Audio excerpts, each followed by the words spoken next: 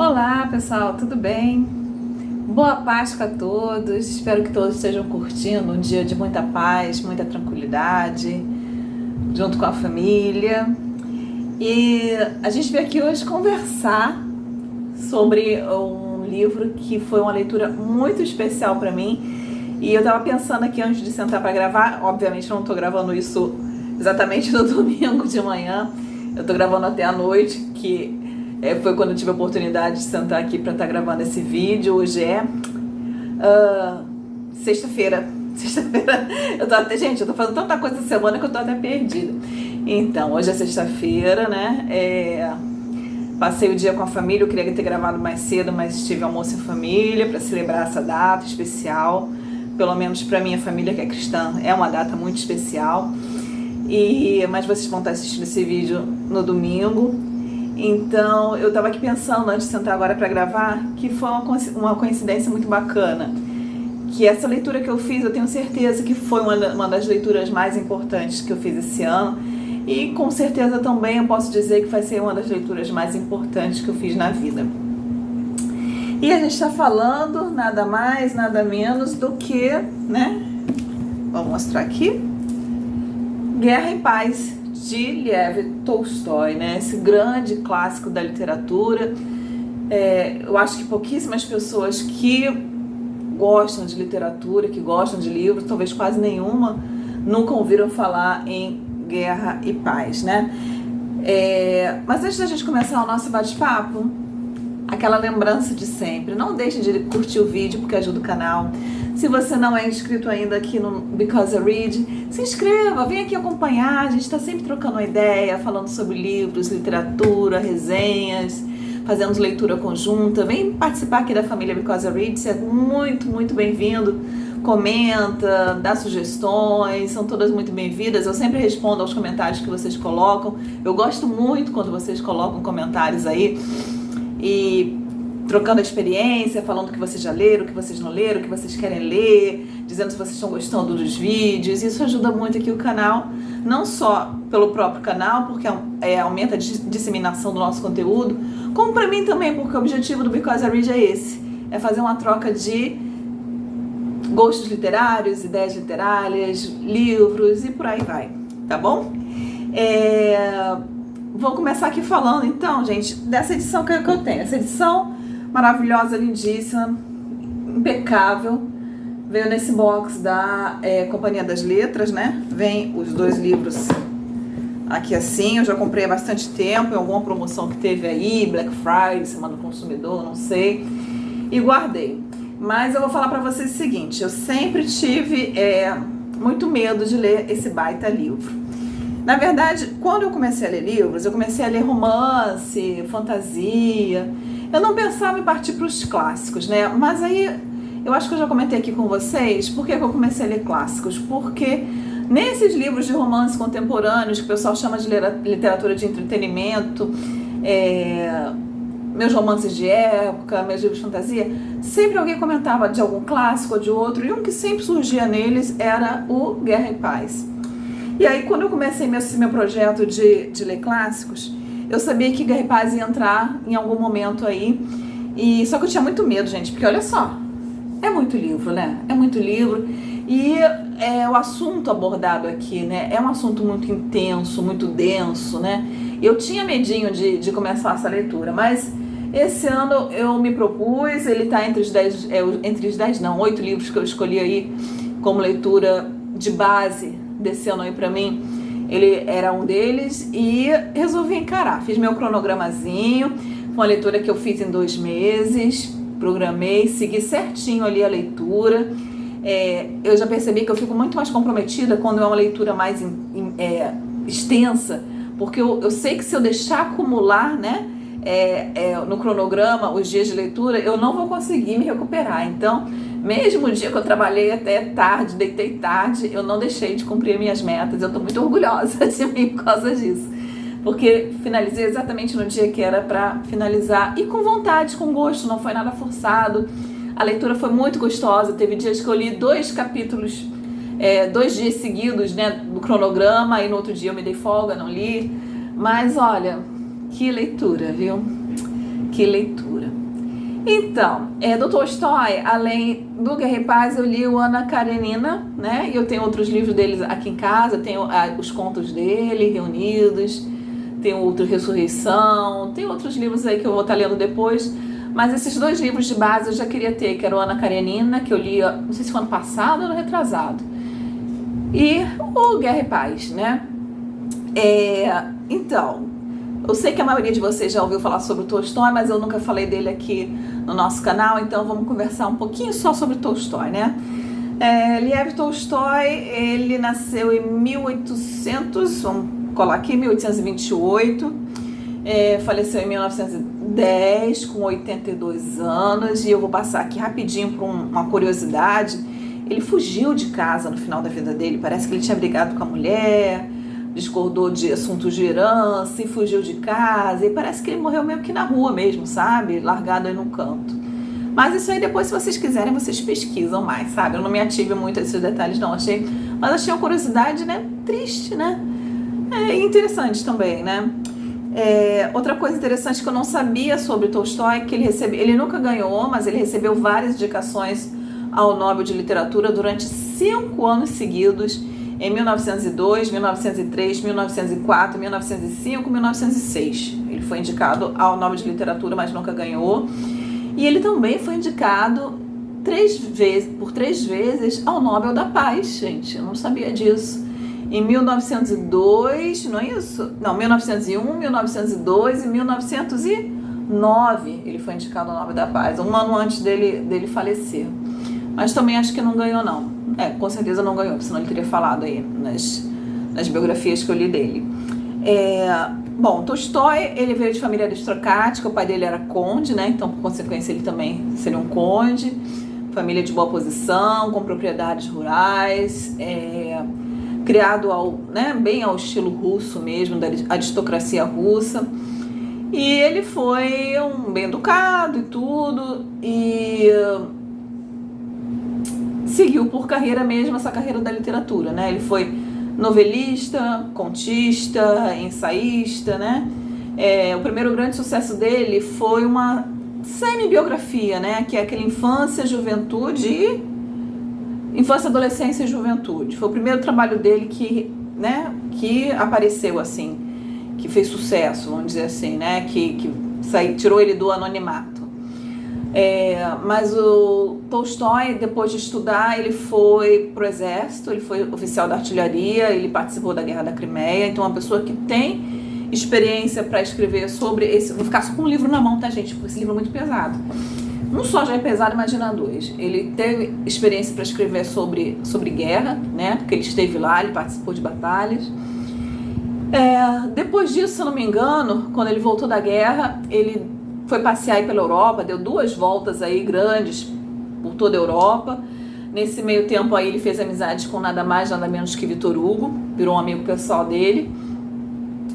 E depois disso, em 1870 mais ou menos, ele entrou meio que em uma crise assim, pessoal, tanto espiritual quanto, vamos dizer assim, moral, né? Ele teve essa crise assim, ele andou reavaliando a vida dele toda. E dizem, né, que ele era muito fanfarrão, libertino, né, mulherengo, e que depois disso ele meio que caiu na real, se voltou mais pra religião, casou, teve 13 filhos, e casou com a Sofia, né, que era tanto quanto mais nova que ele, e foi a Sofia que ajudou, né, ele a lapidar, né, os trabalhos dele, as obras literárias dele. Ela copiava rascunhos, ela passava limpo, copiava de novo, fazia cópias. Então foi o braço direito dele na vida literária dele, foi a esposa dele, a Sofia. Então assim, né, gente, não existe pessoa, acho que não tem um outro nome tão grandioso quanto na literatura russa quanto Tolstói. Vamos falar aqui de Dostoiévski também, né? Tem Pushkin, tem outros, mas assim, falando de literatura russa, a gente fala sempre de Tolstói, né?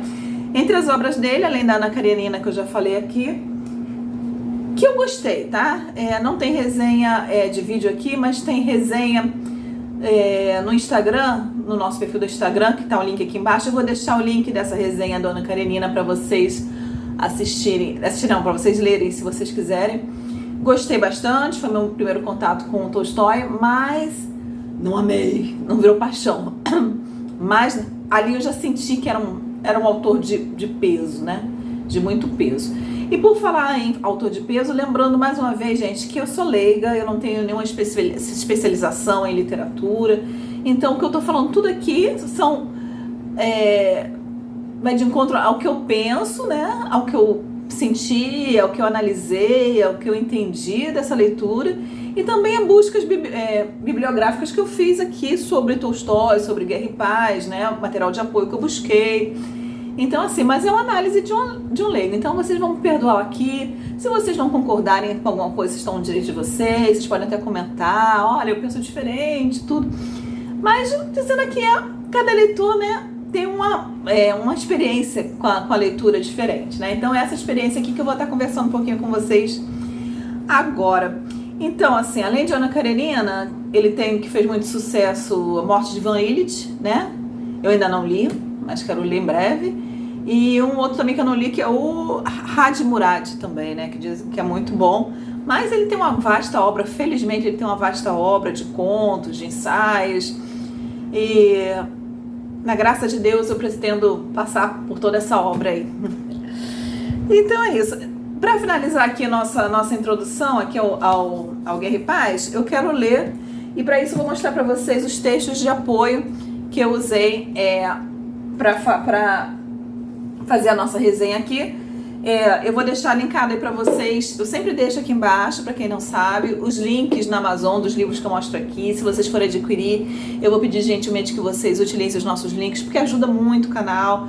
A gente precisa dar um upgrade aqui nesse nosso cenário, na câmera, que na verdade ainda é meu celular que eu uso para gravar. E eu preciso que vocês me ajudem nisso aí, adquirindo os livros pelos links, né?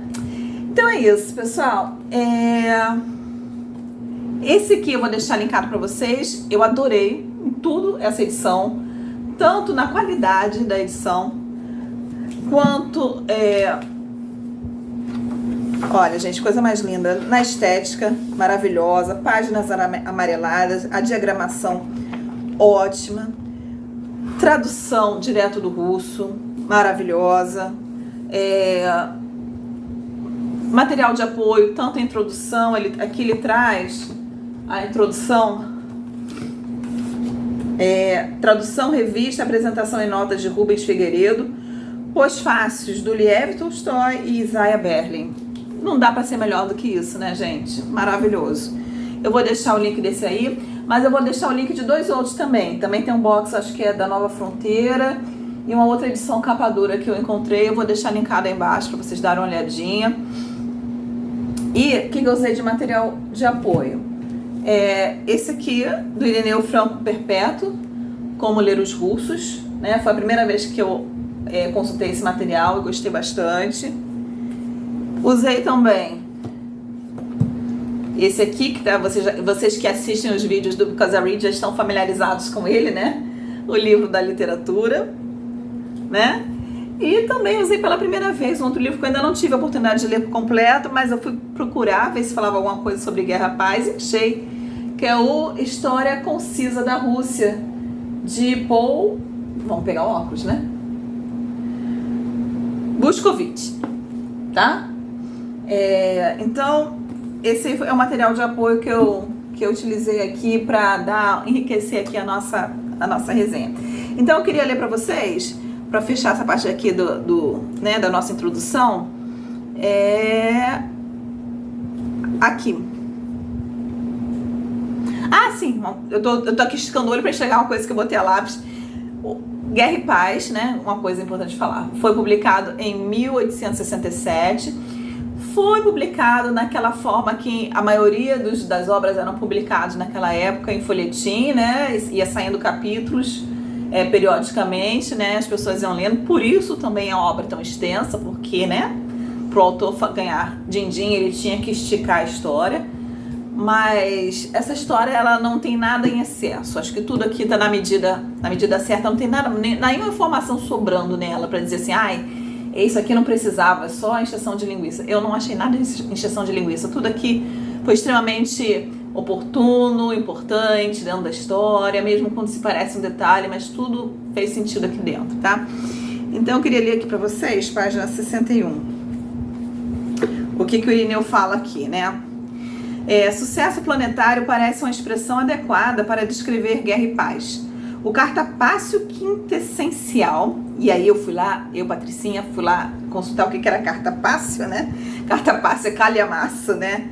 E quando fala quintessencial, quer dizer que é uma coisa, resultado mais puro obtido após ter passado por 5 destilações. Tolstói ficou 5 anos escrevendo esse livro também, tá, gente? Então, o cartapácio quintessencial, um romance superlativo que convida ao superlativo. Minsky, que é um historiador político literário russo, não hesita em cravar que é a obra mais importante em toda a ficção realista russa. Se em toda a gama do romance europeu do século XIX ele tem iguais, não tem superiores. E as peculiaridades do romance moderno, oposto ao do anterior do século XIX, são vistas com mais clareza nele do que em rivais como Madame Bovary ou Le Rouge Noir.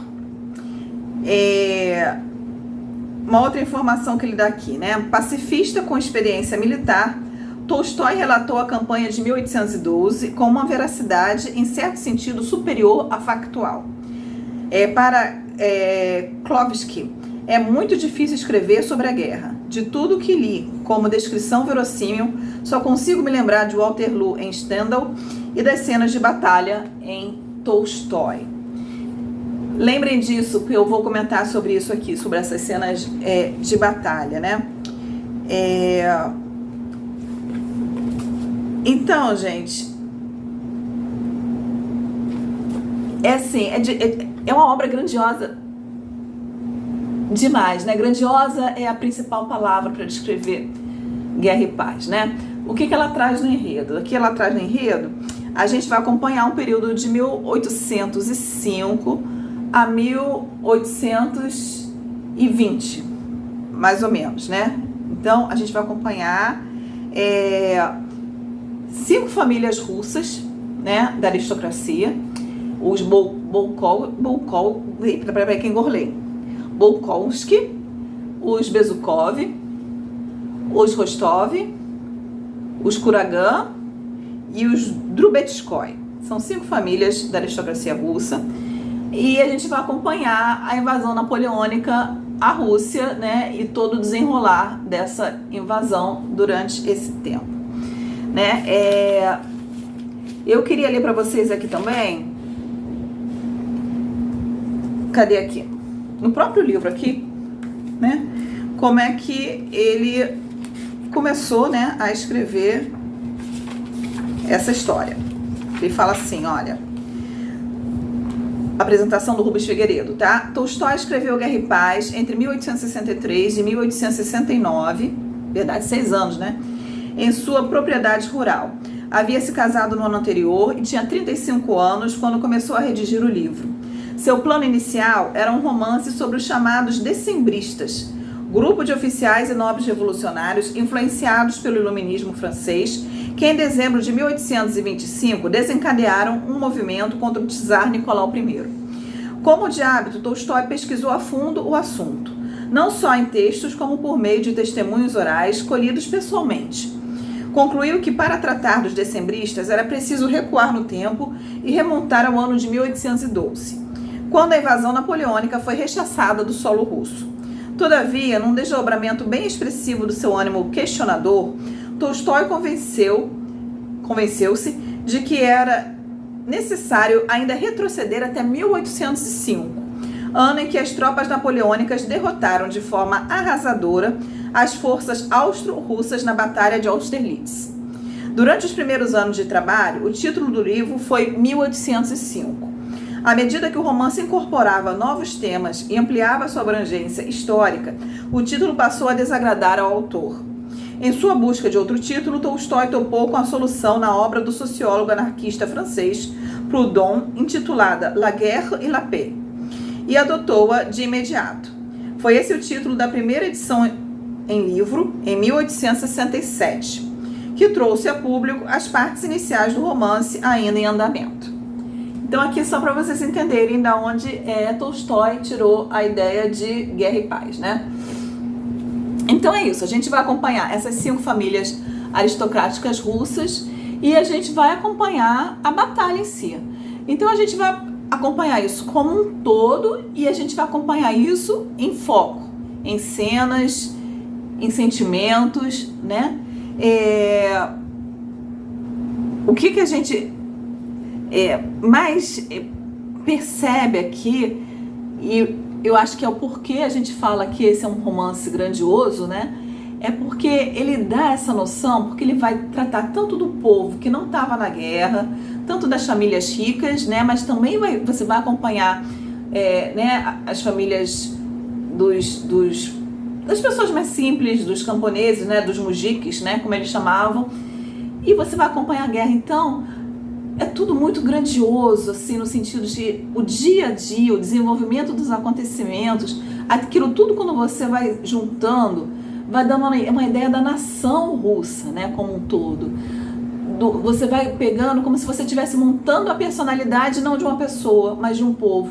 E você vai vendo que é um povo valente, que é um povo até meio selvagem, que era um povo orgulhoso, que era um povo lutador, que era um povo que amava a família, que era um povo de honra, e isso tudo com cada dia, com cada detalhe, com cada fato, cada sentimento que você vai acompanhando, isso aí vai se alicerçando cada vez mais essas características, né? Então você vai vendo a grandiosidade do povo russo, né? E isso eu achei muito bacana, eu achei assim uma coisa genial, como é que ele conseguiu montar isso, né? A gente tem aqui alguns personagens principais, né? O livro vai ter mais de 500 personagens, né? Mas a gente vai ter alguns personagens principais aqui. Mas antes da gente falar dele, vamos falar um pouco qual é o gênero, né? Todo mundo fala, os críticos falam que é uma obra realista, né? Da corrente realista. Mas o próprio Tolstói, ele contestava isso, ele não gostava desse rótulo, sabe, desse estereótipo. E ele falou assim, aqui no conclusão, no pós-fácil que tem dele aqui na própria edição da Companhia das Letras, ele fala assim, sobre o Guerra e Paz, né? É aquilo que quer e pôde expressar seu autor, na forma em que foi expresso. Curto e grosso, né? E ele fala assim também, numa outra oportunidade. Guerra e Paz não é um romance, muito menos um poema, e menos ainda uma crônica histórica. Ele não quer que dê rótulos, ele nunca quis que desse rótulos ao trabalho dele, a esse trabalho dele especificamente, né? Ele colocou o que ele queria colocar e pronto. O que a gente mais tem aqui? Ah, sim, uma coisa interessante, né? Gente, é muita informação, então vocês me perdoem porque eu estou tentando organizar de forma a passar para vocês as coisas que eu achei mais interessantes aqui nessa obra. Os personagens, como né, vocês vão perceber, existem personagens que realmente existiram, historicamente falando. Napoleão, o czar russo, Kutuzov, que era o comandante do Estado-Maior, né, o general maior lá das forças do exército russo. E vários outros personagens realmente estão dentro da história, eles realmente existiram. Ele acompanha os fatos históricos que ele coloca aqui, né? Batalha de Austerlitz, Batalha de Borodinó, né? A invasão de Moscou, a ocupação de Moscou, tudo isso foram fatos históricos que realmente aconteceram. Mas só que ele trabalha também com fatos fictícios e personagens fictícios. Então existem aqueles personagens que ele usa o próprio nome do personagem, que foram aqueles que realmente existiram. Existem outros personagens que existiram dentro da história, na vida real, mas ele mudou, né? Era, por exemplo, Bolkowski, na verdade, na vida real era Volkovsky, né? E assim ele foi mudando. Ele colocou um conde Tolstói na história. Ele não é um personagem central, mas existe um Conde Tolstói na história, né? E não só os nomes, né? Alguns personagens ele baseou e se inspirou, vamos dizer assim, né? Em pessoas como que ele conhecia. A personagem feminina principal, a Natasha, ele se inspirou na cunhada dele, na irmã da mulher dele, para criar a Natasha. E por aí vai, né? Então vamos falar um pouquinho agora então dos personagens, né? Como eu falei, tem a Natasha, que é da família Rostov. Então aí a gente vai ter dois personagens principais, a Natasha e o Nikolai, que é irmão dela. São dois irmãos muito unidos. A Natasha é aquela mulher que encanta a todos os homens, né? Todos os homens se apaixonam pela Natasha, todas as mulheres admiram, invejam, mas ela não é aquela mulher que ela é sexy, sensual, nada disso. A gente vai acompanhar a Natasha saindo da infância, entrando na adolescência, né? Mas já uma menina cheia de personalidade, uma menina alegre, uma menina extrovertida, que gosta de cantar, que gosta de conversar, que gosta de chamar a atenção da família, dos pais, que gosta de estar de bem com todo mundo, gosta de ter amigos por perto, né? Então a Natasha, essa pessoa é uma borboleta. Toda vez que eu via a Natasha, eu pensava numa borboleta, né? É aquela pessoa alegre, bonita, feliz, e que por ser assim ela atrai, né, as pessoas, a atenção das pessoas para ela, né? Mas ao mesmo tempo a Natasha é uma mimada, no sentido assim, ela foi criada de uma forma que nunca precisou fazer nada, né?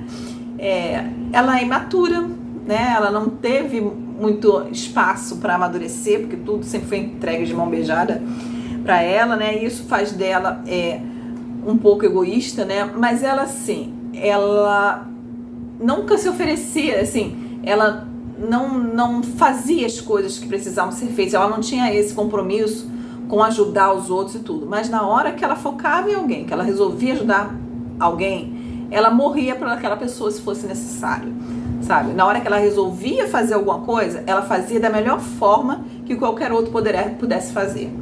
Então ela tinha essa característica dela, né? E por ela vão se apaixonar os principais personagens aqui dessa história, né? A gente tem o Nikolai, irmão dela. Muita gente fala que, pelo menos tudo que eu li aqui, o Tolstói sempre se retrata em algum personagem, coloca um pouco dele em algum personagem, das próprias características dele, né? E aqui nesse romance eles falam que é o Pierre. Eu já acho que muito do Tolstói está no Nikolai Rostov, porque ele é o típico homem russo. Assim como em Ana Karenina a gente tem o Liev, né, que é o fazendeiro lá, né, o homem do campo, a gente tem aqui o Rostov, que é aquele homem que também é do campo, né, apesar de ter o vínculo com a cidade, né, com a vida urbana, mas ele foi criado numa propriedade, ele gosta de caçar, ele mais pra frente da trama que ele vai cuidar da fazenda dele, né, e é aquele homem que é bruto, que é rude, que ele não tem muita, assim, jeito para fazer as coisas ou para falar, mas que é um homem de honra, é um homem bom, é um homem que ama a família demais. Ele adora a Natasha, ele adora a mãe, o pai, né? E ele ama a pátria dele, ele ama, tanto é que ele é um dos primeiros a se alistar para ir para a guerra, né? Quando há a convocação de guerra. E aí tem um fato muito engraçado aqui nessa história, porque as pessoas brincam, né, que ele se apaixonou pelo czar, né, pelo Alexandre lá, que ele teve uma paixonite pelo czar, porque quando ele viu o czar assim, fazendo vistoria dos pelotões, ele olhava, o olho dele brilhava, ele olhava para aquele homem, era um homem jovem na época, né, o czar, e bonito e cheio de postura, e as pessoas brincam que ele teve uma paixonite pelo czar, né, porque toda vez o coração dele disparava quando ele viu o czar, ele não tinha nem o que falar. Mas acho que, na verdade, o que ele via naquele czar ali era a própria Rússia, né? Aquele czar, para ele, era a pátria dele, era a mãe, como eles chamam no livro, né? Era a mãe dele, né? Então, ele via naquele czar toda a representação da nação dele, né? Então, o Rostov, para mim, é uma das pessoas mais interessantes aqui dessa história, por toda essa força, essa vitalidade. Próximo personagem que a gente tem aqui, muito importante, é o Pierre, né? O Pierre Bezukov, que é o filho legítimo de um conde, né? Foi criado na França, por isso que chamam ele de Pierre, mas volta para a Rússia quando o pai dele está falecendo e se torna uma pessoa muito importante dentro dessa história, né? O Pierre é aquele rapaz que, a princípio, ele não sabe o lugar dele no mundo. Primeiro porque ele é um filho ilegítimo, né? Ele foi criado longe da Rússia, longe do pai, e de repente ele está perdido no mundo sem saber o que fazer, né? E a maior parte da trama, Pierre vai estar buscando se achar, tanto enquanto pessoa como espiritualmente falando, né? Então ele vai buscar isso em todos os meios. Ele começa buscando isso na esbórnia, na farra, nas mulheres, nos jogos, nas brincadeiras com os amigos dele. Depois ele vai buscar isso na maçonaria. Depois ele vai buscar isso no meio da batalha, na própria guerra, né? E a gente vai acompanhar toda essa busca aqui filosófica, espiritual, né? do Pierre durante a história. É uma história, um personagem interessante também, né? A gente tem o Andrei Bolkowski, né, que o pessoal chama de Príncipe Andrei, que também é filho de um conde, também é um conde. Esse aqui é o cavaleiro andante da história, né? O homem bonito, sensato, pragmático, racional, né? Que sabe o que quer, quando quer. E ele é o meu crush aqui da história, é o Andrei. E é um personagem também muito interessante e vai interagir muito com o Pierre, né? Ele é um dos melhores amigos do Pierre, o Pierre é o melhor amigo dele. E engraçado que ele e o Pierre estão em dois opostos semelhantes. Enquanto um é seguro, sabe o que quer, foi criado pela família, o outro todo solto no mundo, mas eles interagem muito bem um com o outro, né? A gente vai ter o Bore do Betskoy, que é um filho, é o primo pobre da família Rostov, né? Ele e a mãe foram criados juntos com a casa Rostov, mas eles não têm dinheiro, o pai faleceu, não deixou dinheiro para eles. Eles têm um nome, mas eles não têm né, os bens. E o Boris é primo, né, da Natasha e do Nikolai. E ele vai cavar, a gente vai conhecer ele, assim o Nikolai, a Natasha, né, o Boris, a gente vai conhecer eles todos na adolescência e a gente vai acompanhar todo o desenvolvimento da vida deles durante 15 anos, né? E o Boris, ele é um menino ambicioso, ele vai cavar o lugar dele no meio militar, no meio político, né, no governo da Rússia, mas ele não é um homem ruim, ele tem uma ambição, ele faz o que ele precisa fazer, ele vai se casar por interesse. Gente, eu vou dar pequenos spoilers aqui, mas nada que comprometa a história como um todo, tá? Porque é uma história muito longa, não tem como falar dela sem dar uma dica ou outra, né? Mas o Boris vai se achar, vai ter o lugar dele no mundo, né? E tem, por último aqui, eu vou falar da Helene, de dois irmãos, a Helene e o Anatoly Kuragan. Esses sim, são filhos do príncipe Vassili. Príncipe naquela época, todo mundo que tinha um nome nobre, né? E esses dois são da pá virada, gente. Esses dois, eles vão botar fogo no parquinho.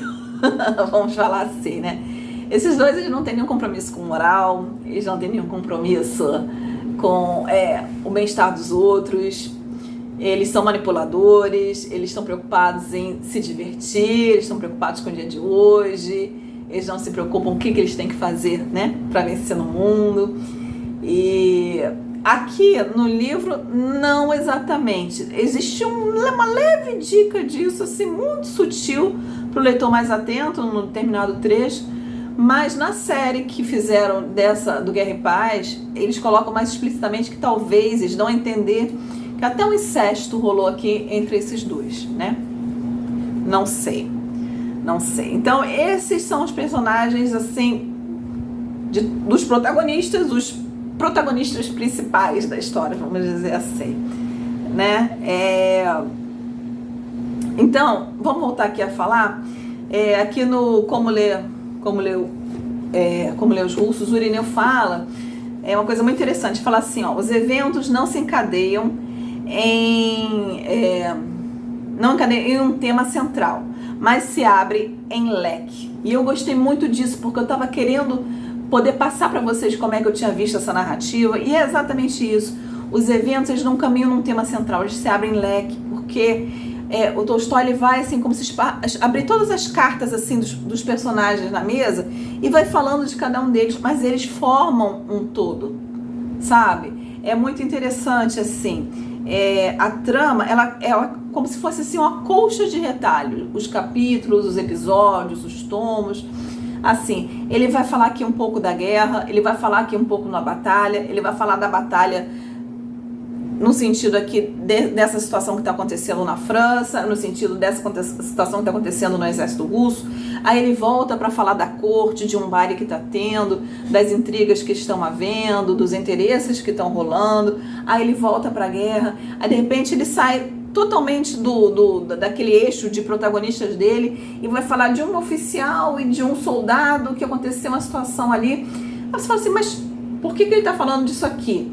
Porque isso aqui vai te dar um panorama real do que era a guerra, do que foi a batalha, do que foi aquele momento dentro da história da Rússia, do povo russo, o que está acontecendo. E você, como leitor, você vai lapidando com cada capítulo, com cada informação, com cada situação que ele apresenta, mesmo que não esteja naquele eixo central da história. Aquilo ali tudo vai enriquecendo na cabeça do leitor e ele vai montando todo um cenário, todo assim, uma característica de povo, de situação,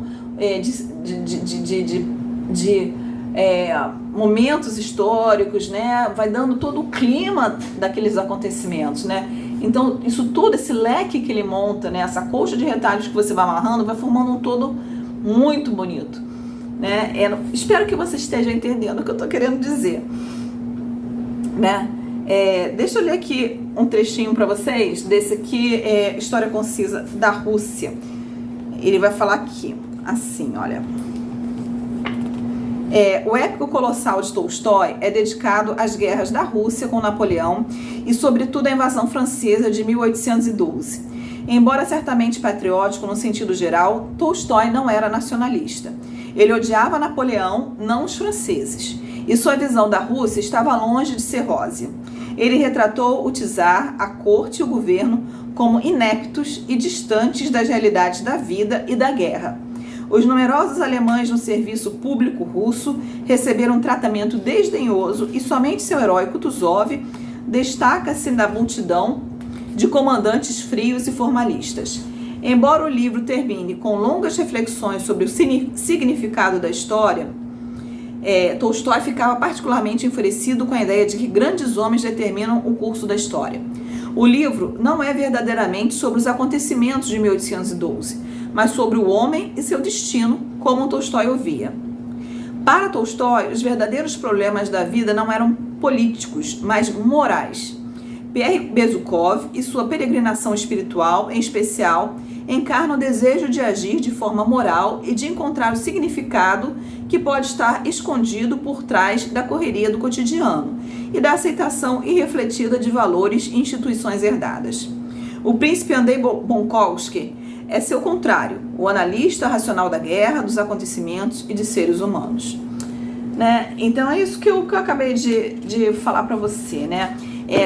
Esses personagens que eu falei para vocês, e assim como outros que aparecem aqui, personalidades marcantes, como a Mária, irmã do Andrei, como a Ana, qual é o nome dela? Anna Pavlovna, que era uma senhora da sociedade, que também era muito importante, que unia assim, a política, os políticos em volta da sua pessoa. O príncipe Vasily, um interesseiro, pai do Anatoly e da Helene.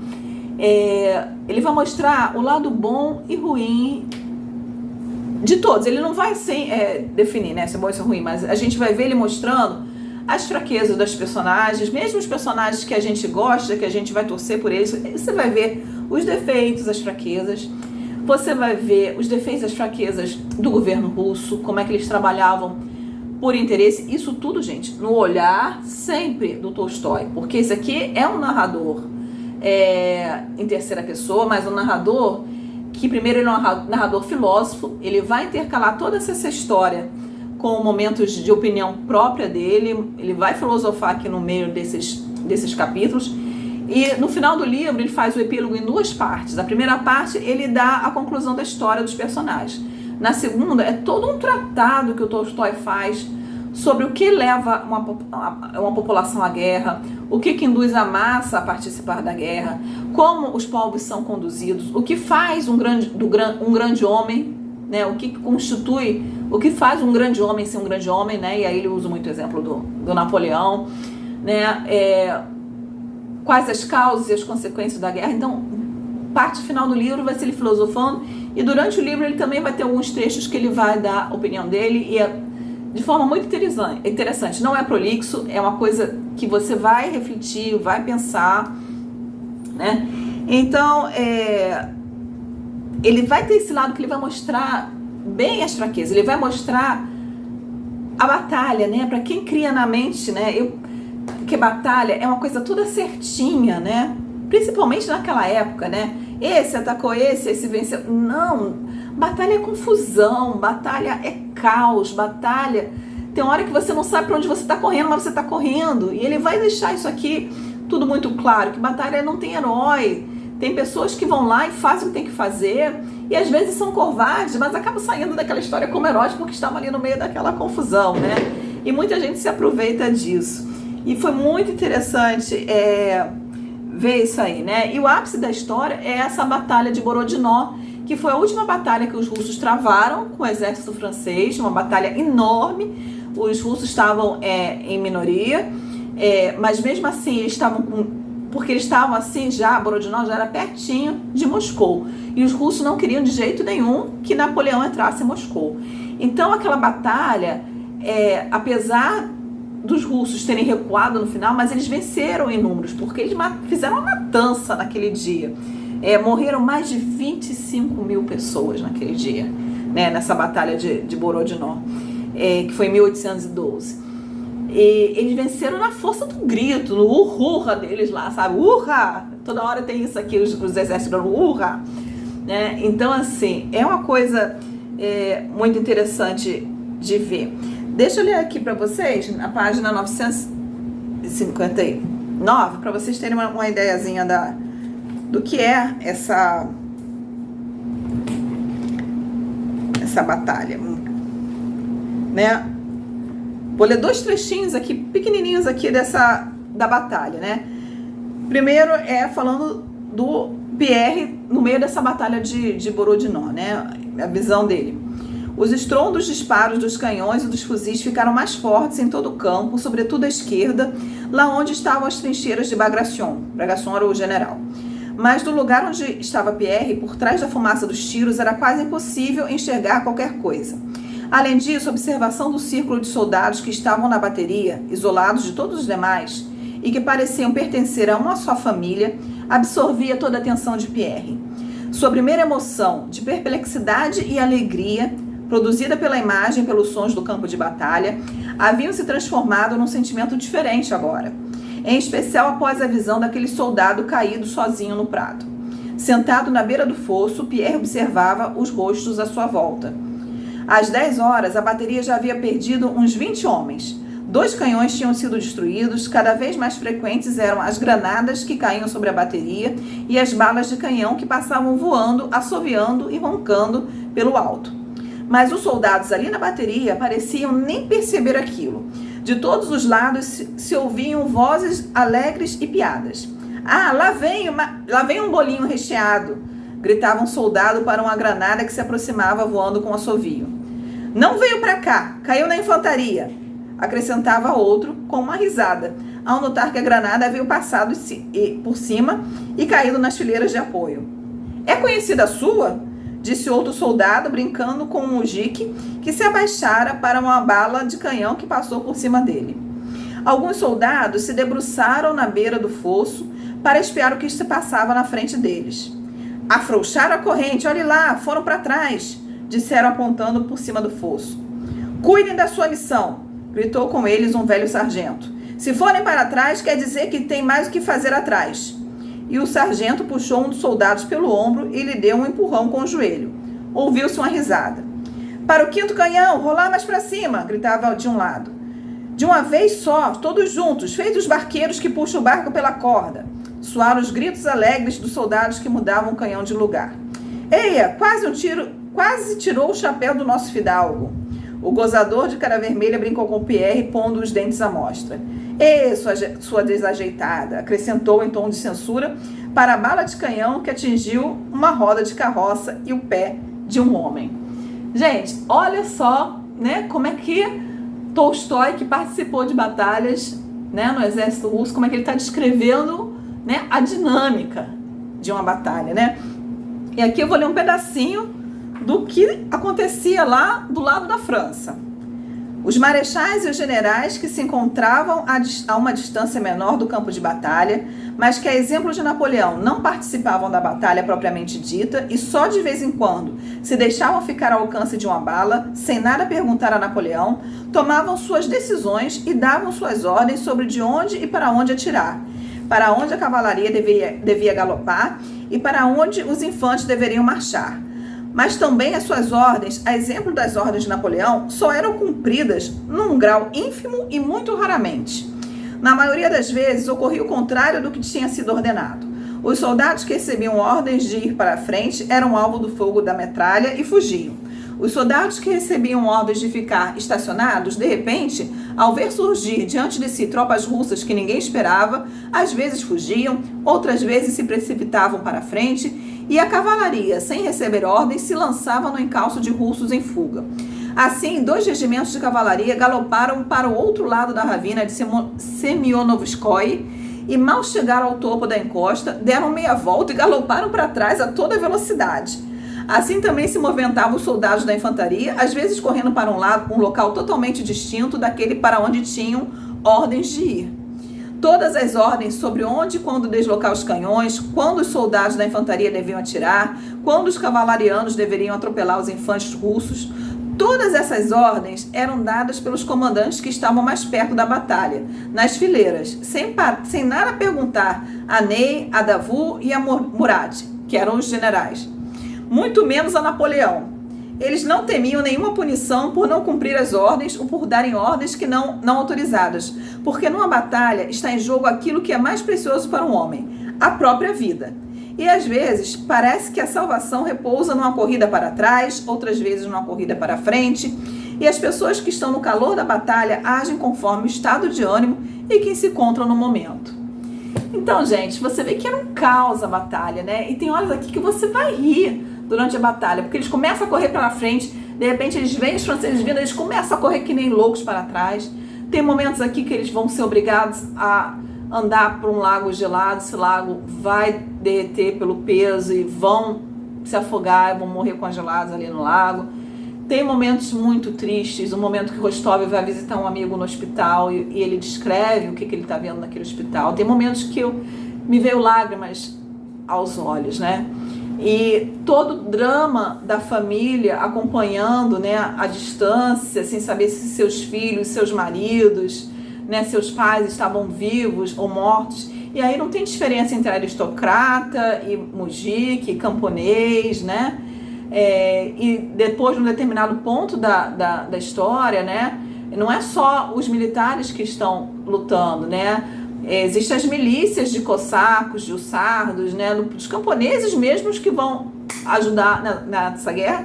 E em Borodinó, nessa batalha, estava todo mundo ali dentro, não tinha só mais soldado, era todo mundo que podia para tentar proteger Moscou, né? Então, gente, é uma coisa imensa, maravilhosa, grandiosa essa história que Tolstói conta. Já estou acabando, tá, gente? Não desistam da nossa resenha, peraí.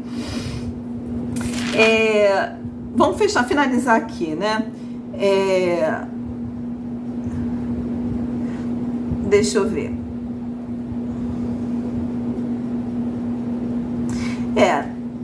É isso, basicamente é isso, gente. Uma coisa que eu queria falar, reforçar mais uma vez, né? Que Tolstói, ele se coloca dentro da história, né? Além de ele ser um narrador filósofo, né? Porque ele filosofa durante toda a história, ele também é um narrador personagem plural. O que é isso? Ele se coloca indiretamente dentro da história, né? Quando ele fala assim, ele não fala assim, os russos avançaram na direção de Borodino, não, nós avançamos. Ele se coloca como russo também durante a história, né? Ele não se omite em colocar as fraquezas nem dos personagens fictícios dele E ele não se omite em criticar também, não só Napoleão e todo o Estado-Maior francês e a guerra, né, pelo lado da França, como ele também não se omite em criticar todo o Estado-Maior russo, o czar, e falar que eles estavam buscando os próprios interesses, que tudo que eles estavam buscando nessa guerra era honra pessoal. E isso aí naquela época, né, criou muita polêmica, a ponto de alguns falarem que Tolstói estava mentindo, né? E Tolstói mostrou algumas provas do que o que ele falava era verdade, né? Então Tolstói mostrou muito sim a opinião pessoal dele, né? E sem papas na língua, sabe? Falando mesmo, olha, a gente ganhou isso, não foi porque a gente conseguiu expulsar os franceses da Rússia, não foi porque a gente teve uma estratégia, porque a gente teve um bom comando, porque a gente lutou uma boa guerra. Foi porque o povo russo é um povo selvagem, é um povo orgulhoso, é um povo de honra, é um povo que faz de gana, que colocou na cabeça que ia tirar os franceses de lá e tirou. Né? Então ele não dá esse mérito a nenhum homem especificamente, né? Ele diz que é o povo em si que conseguiu essa vitória, porque Napoleão chegou a entrar em Moscou, só que quando ele entrou em Moscou, em vez dele ter a sequência de acontecimentos ter sido aquilo que ele presenciou nas outros países que ele invadiu, né? Todas as outras capitais onde veio alguém, alguma autoridade e se submeteu a vontade dele, a conquista dele. Na verdade, quando ele chegou em Moscou, não tinha mais ninguém. Moscou estava vazia, todo mundo indo no pé. Quem não estava na guerra fugiu para outro lugar, levando o que podia. Então ele entrou numa cidade abandonada. E não só, isso fosse suficiente, eles ainda colocaram fogo em Moscou. Moscou se incendiou toda. Tipo assim, a gente não fica com a nossa cidade, mas ele também não fica, né? E daí Napoleão deu no pé, foi embora para casa, porque ele também já tinha sofrido a derrota de Borodinó, o exército dele já estava totalmente desmotivado, ele já não tinha uma unidade de exército para lutar, e ele se viu que se ele ficasse ali, ele ia acabar sendo conquistado, né? Ele ia acabar sendo capturado, e ele deu no pé, no final ele deu no pé o mais rápido que ele pôde, com o exército russo ainda enxotando ele para fora da Rússia. Mas é uma história magistral, gente, é uma história magistral. Eu estou resumindo aqui o que foi a parte que não é da batalha, que é dos sentimentos, dos relacionamentos, como esses personagens principais, ele constrói o personagem, a gente conhece os personagens, as suas personalidades, e durante esses 15 anos a gente vai vendo esses personagens sendo desconstruídos pela guerra de uma forma direta ou indireta e sendo construídos de novo em outras pessoas. Isso aí é lindo de acompanhar durante a Natasha, Pierre, o Andrei, o Nikolai, né? É muito bacana acompanhar isso durante a história.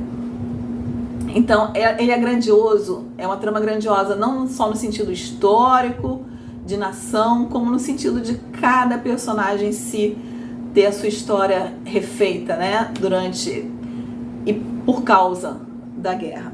Para terminar aqui, eu queria ler aqui no livro da literatura, né? Na página 181, que fala assim, peraí... Guerra e Paz capturou a essência de uma era. Em 1875, foi descrito pelo romancista russo Ivan Turgenev como o vasto retrato da vida de toda uma nação. Um século após sua publicação, Ernest Hemingway declarou que aprendera com Tolstói a escrever sobre guerra, pois ninguém escrevia sobre guerra melhor que Tolstói, e poucos escreveram como ele sobre a paz.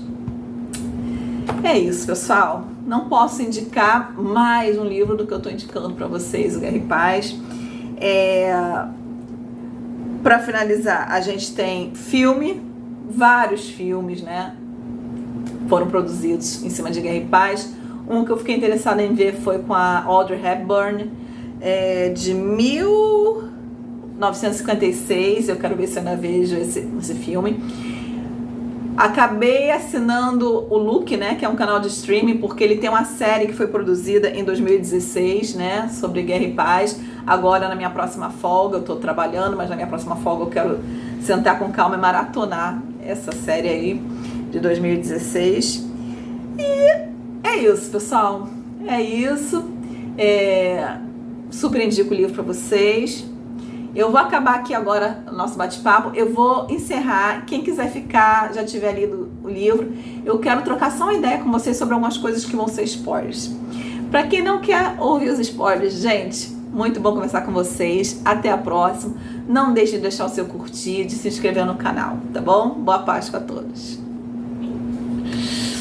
Pro pessoal que ficou, gente, algumas coisas assim que me perturbaram profundamente. Coitada da Sônia, gente. Coitada da Sônia, né? Tolstói simplesmente... A Sônia não fez nada de mal pra ninguém, ficou ali... Tudo bem que faltava um pouco de personalidade, de iniciativa, mas ficou a solteirona sozinha lá, ainda tendo que ver a felicidade do amado com a outra, né? Eu fiquei com pena, achei que Tolstói foi meio carrasco ali com a coitada da Sônia, né? Outra coisa, né? Para uma história que o pessoal fala que é realista, né? Tolstói conduziu o destino de muita gente ali do jeito que ele queria, né? Porque, por exemplo, a transformação da Natasha do que ela era pro final, aquela esposa comprometida, madura, né? Eu não vejo a Natasha se transformando nessa pessoa, a não ser numa ficção, né? Eu acho que aquele casamento dela com o Pierre, não que não teria dado certo, mas ele não seria tão harmônico como Tolstói escreveu no final, não. O que vocês acham aí, vocês que já leram, né? Você acha que seria daquele jeitinho mesmo, a Natasha e o Pierre, ali cheio de discussões, de compromisso, aquele amor um pelo outro? Eu fiquei meio assim, não comprei muito esse relacionamento não, tá? E outra coisa que eu achei que faltou, né? Ele matou a Elaine assim do nada, né? Mulher morreu do nada, linda, jovem, bonita, adquiriu um mal que não sabe o que foi, o que deixou de ser, ninguém soube de nada, morreu, ninguém falou mais do assunto, né? Foi uma coisa assim. E a morte também no Anatoly, né? Anatoly morreu e a gente não vê o Vassili, né? Enlutado pelo filho, a gente não vê né, a repercussão dessa morte do Anatoly em lugar nenhum, né? Ele some com isso. Essas aí foram algumas questões que ficaram na minha cabeça. Se vocês quiserem comentar, mas escreve assim, ó, spoiler, porque se alguém não quiser ler o comentário, eu não lê. Mas o que vocês acharam aí dessas situações? Me contem aí, tá bom? Era isso então, pessoal. Bom estar com vocês. Até a próxima. Tchau, tchau.